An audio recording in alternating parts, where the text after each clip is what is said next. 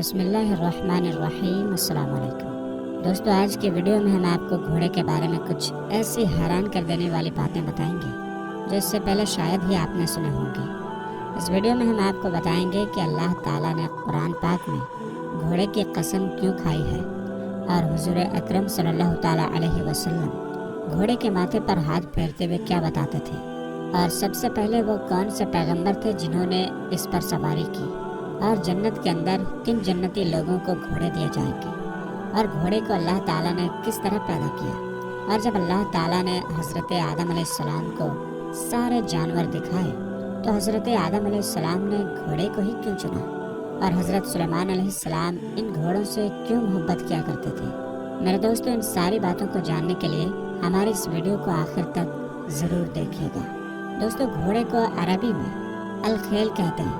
اس کے معنی ہے اکڑ کر چلنے والا، کیونکہ گھوڑے کی چال میں بھی اکڑنا پایا جاتا ہے، اس وجہ سے گھوڑے کو الخیل کہتے ہیں۔ میرے دوستو، اللہ تعالیٰ نے قرآن پاک کے اندر گھوڑے کی قسم اس کی خوبیاں بتانے کے لیے کھائی ہے۔ چنانچہ اللہ تعالیٰ قرآن پاک میں ارشاد فرماتا ہے، وَالْعَادِيَاتِ ضَبْحًا، قسم ہے ان گھوڑوں کی جو ہانپ کر دوڑتے ہیں، اور یہ جہاد کے گھوڑے ہیں جو دوڑتے دوڑتے ہانپنے لگتے ہیں۔ صحیح بخاری میں حضرت جریر بن عبداللہ رضی اللہ تعالیٰ عنہ سے روایت ہے، وہ کہتے ہیں کہ میں نے رسول اکرم صلی اللہ تعالیٰ علیہ وسلم کو دیکھا کہ وہ اپنی انگلیاں اپنے گھوڑوں کے ماتھے پر پھیر رہے ہیں اور بتا رہے ہیں کہ اللہ تعالیٰ نے قیامت تک بھلائی کو گھوڑوں کے ماتھے پر مضبوطی سے باندھ دیا ہے۔ اس حدیث شریف میں ماتھے کے اس بال کی طرف اشارہ ہے جو گھوڑے کے ماتھے پر لٹکتے رہتے ہیں، اور صحیح مسلم شریف میں حضرت ابو ہریرہ رضی اللہ تعالیٰ عنہ سے روایت ہے کہ رسول اکرم صلی اللہ تعالیٰ علیہ وسلم قبرستان میں تشریف لے گئے، اور آپ صلی اللہ تعالیٰ علیہ وسلم نے فاتحہ پڑھنے کے بعد یہ کہا کہ میری یہ خواہش ہے کہ ہم اپنے بھائیوں کو دیکھیں۔ صحابہ کرام علیہم الرضوان نے عرض کیا، یا رسول اللہ صلی اللہ تعالیٰ علیہ وسلم، کیا ہم آپ صلی اللہ تعالیٰ علیہ وسلم کے بھائی نہیں ہیں؟ آپ صلی اللہ تعالیٰ علیہ وسلم نے ارشاد فرمایا کہ تم لوگ تو میرے صحابہ ہو، میرے بھائی وہ لوگ ہیں جو ابھی تک نہیں آئے۔ صحابہ کرام علیہم الرضوان نے پوچھا کہ یا رسول اللہ صلی اللہ تعالیٰ علیہ وسلم، جو لوگ ابھی تک دنیا میں نہیں آئے ان کو آپ کیسے پہچان لیں گے کہ یہ میری امت ہی ہے؟ آپ صلی اللہ تعالیٰ علیہ وسلم نے ارشاد فرمایا کہ مان لو کسی شخص کے پاس گھوڑے ہیں اور ان پر کوئی سفید نشان ہے، اور وہ بہت سے گھوڑوں کی بھیڑ میں ملے جلے کھڑے ہیں، تو کیا وہ شخص اپنے گھوڑوں کو نہیں پہچان پائے گا؟ صحابہ کرام علیہم الرضوان نے عرض کیا، یا رسول اللہ صلی اللہ تعالیٰ علیہ وسلم، ضرور پہچان لے گا۔ پھر آپ صلی اللہ تعالیٰ علیہ وسلم نے فرمایا کہ قیامت کے دن میری امت کے لوگ اسی طرح آئیں گے کہ ان کے چہرے وضو اور سجدہ کے اثر سے چمکتے ہوں گے، اور میں حوض کوثر پر ان کے سامنے رہوں گا۔ اور بحقی شریف کی روایت میں ہے کہ حضور اکرم صلی اللہ تعالیٰ علیہ وسلم نے ارشاد فرمایا، میری امت قیامت کے دن اس حالت میں آئے گی کہ ان کے اعضائے سجود، یعنی جسم کا وہ حصہ جو سجدے کے وقت زمین سے ٹچ ہوتے ہیں، وہ سفید ہوں گے، اور اعضائے وضو، یعنی وضو میں شریر کا جو حصہ دھولا جاتا ہے، وہ چمکتے ہوئے ہوں گے۔ یہ حالت امت محمدی صلی اللہ تعالیٰ علیہ وسلم کے علاوہ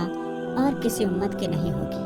حضرت علی رضی اللہ تعالیٰ عنہ سے روایت ہے کہ رسول اکرم صلی اللہ تعالیٰ علیہ وسلم نے ارشاد فرمایا کہ جب اللہ سبحانہ و تعالیٰ نے گھوڑے کو پیدا کرنے کا ارادہ فرمایا تو اتر کی ہوا سے کہا کہ میں تجھ سے ایسی مخلوق پیدا کرنے والا ہوں جو میرے دوستوں کے لیے عزت اور دشمنوں کے لیے ذلت کی وجہ بنے گا۔ تو ہوا نے عرض کیا کہ اے میرے رب، تو شوق سے ایسا جانور پیدا کر۔ چنانچہ اللہ تعالیٰ نے ہوا سے گھوڑوں کو پیدا کر دیا، اور اللہ تعالیٰ نے گھوڑوں سے فرمایا کہ میں نے تجھ کو عربی النسل پیدا کیا، اور بھلائی کو تیرے ماتھے کے بالوں پر گانٹھ دے کر باندھ دیا۔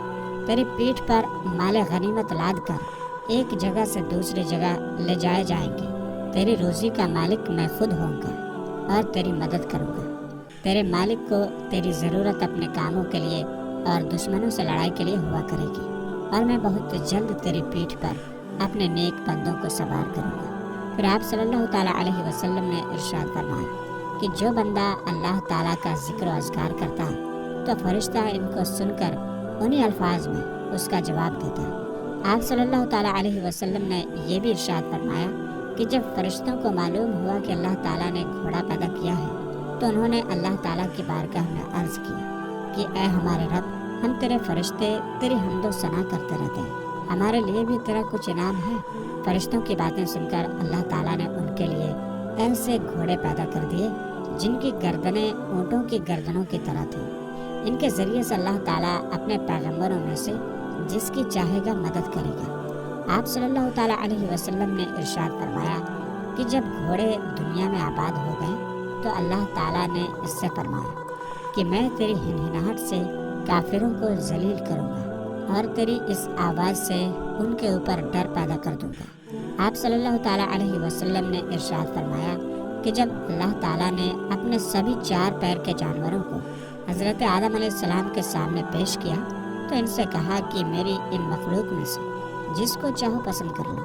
چنانچہ حضرت آدم علیہ السلام نے گھوڑے کو پسند کیا۔ اس پر اللہ تعالیٰ نے یوں ارشاد فرمایا، اے آدم، تو نے اپنے اور اپنی اولاد کے لیے ہمیشہ کے لیے عزت کو پسند کیا، جب تک وہ زندہ رہیں گے عزت بھی ہمیشہ رہے گی۔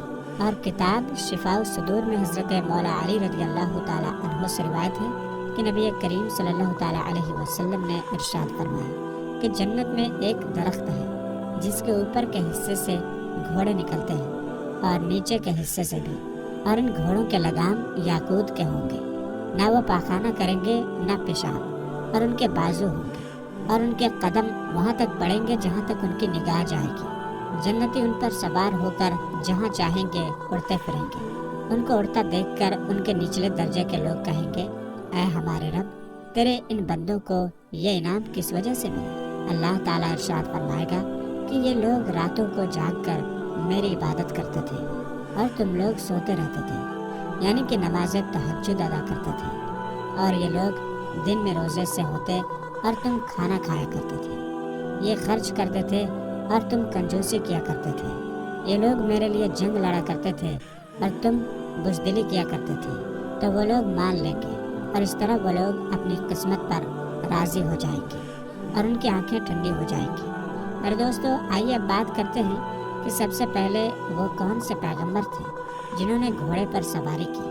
میرے دوستو، جو شخص سب سے پہلے گھوڑے پر سوار ہوئے وہ حضرت اسماعیل علیہ السلام ہیں۔ اسی وجہ سے گھوڑے کو عراب کہتے ہیں۔ اس سے پہلے وہ دوسرے جنگلی جانوروں کی طرح تھا۔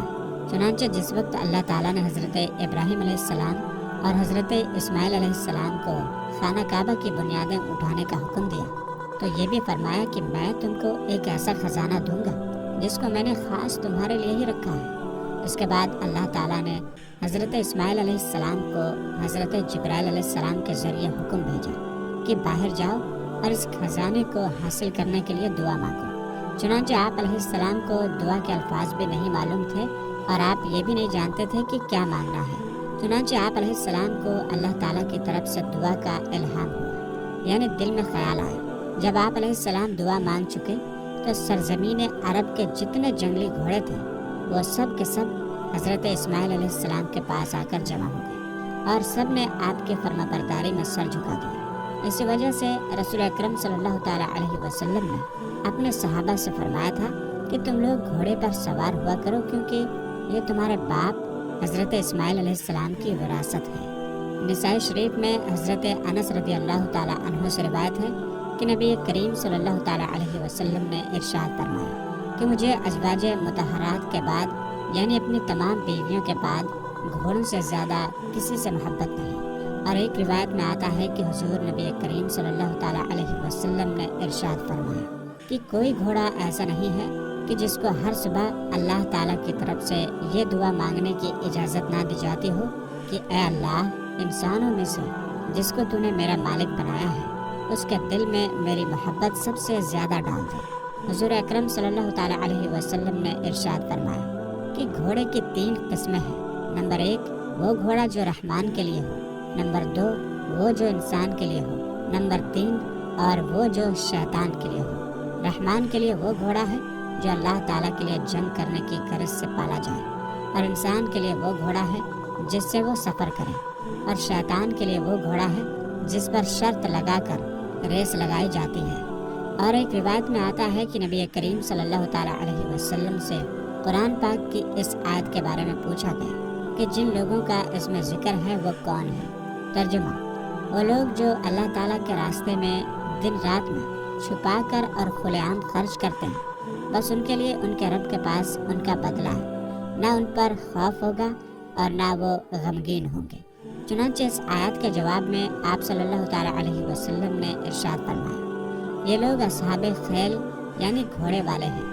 پھر آپ صلی اللہ تعالیٰ علیہ وسلم نے فرمایا کہ گھوڑے پر خرچ کرنے والا اس شخص کی طرح ہے جس کے ہاتھ صدقہ بانٹنے کے لیے ہر وقت کھلے رہے اور کسی بھی وقت بند نہ ہو۔ قیامت کے دن ان گھوڑوں کے پاخانے اور پیشاب سے مشک جیسی خوشبو آئے گی، اور حضور اکرم صلی اللہ تعالیٰ علیہ وسلم نے ارشاد فرمایا کہ فرشتے 3 کھیل کے علاوہ کسی کھیل میں شامل نہیں ہوتے۔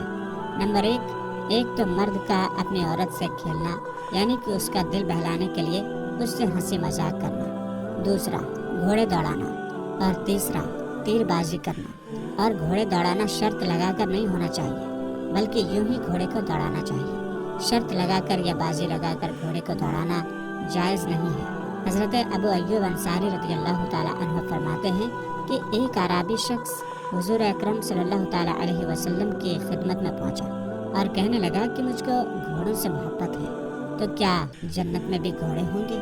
حضور اکرم صلی اللہ تعالیٰ علیہ وسلم نے ارشاد فرمایا کہ اگر تو جنت میں داخل ہوا تو تجھ کو وہاں پر پروں والے یاقوت کے گھوڑے ملیں گے، تو ان پر سوار ہو کر جنت میں جہاں چاہے گا اڑتا پھرے گا۔ میرے دوستو، حضور اکرم صلی اللہ تعالیٰ علیہ وسلم کے گھوڑوں کے یہ نام تھے۔